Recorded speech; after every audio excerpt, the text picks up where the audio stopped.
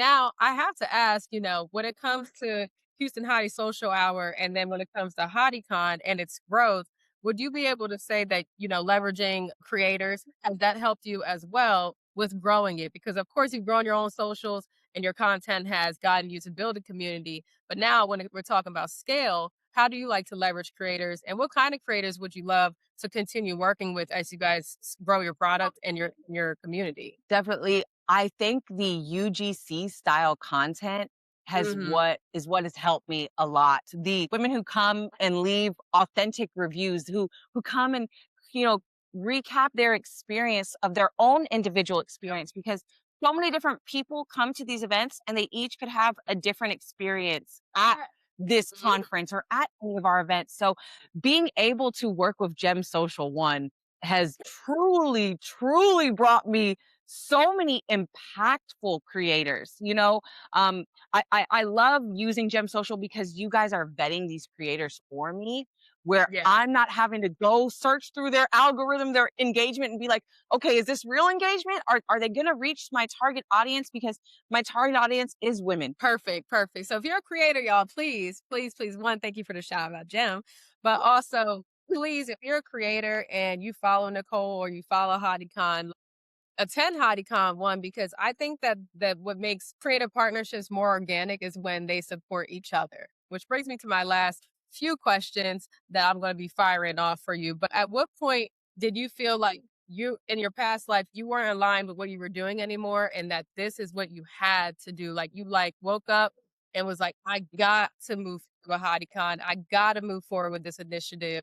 Like, this is calling at me, and I need to let go of something else. There was a point with Houston High Social Hour where I felt like I was just hosting events just to host events, just to keep getting people together.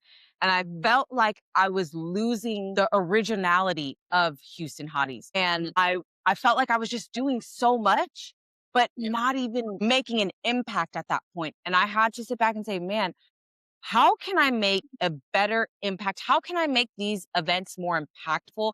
And that's when I realized I was like, man, I was burnt out. And I was like, I can't keep hosting 2 to 3 events a week. Like, this is not going to work for me mentally. And I said, man, I think I need to scale back. I think I need to do less small events and host 1 to 3 large events a year, and then continue with our coffee meetups and our social hours, which are very low maintenance for me.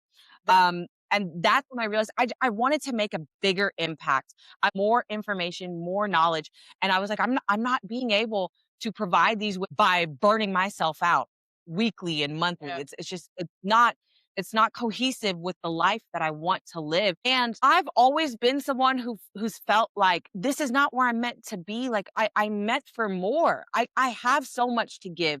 And I was like at one of my events, and I think we had maybe 10 women show up, but it was great because it was intimate. But I was like, man, I used to have 200 women come to these things.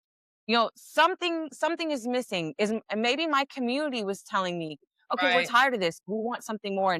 And you have to be able to self-evaluate and pivot when it's time. I think if you cannot evaluate your business from a business standpoint, not from just, oh, I love doing this, but from a real business standpoint, you cannot continue to succeed. The economy is always changing. The trends are always changing. The content Mhm. creation is always changing. There's always levels and there's always something new. So you have to stay with what your community wants.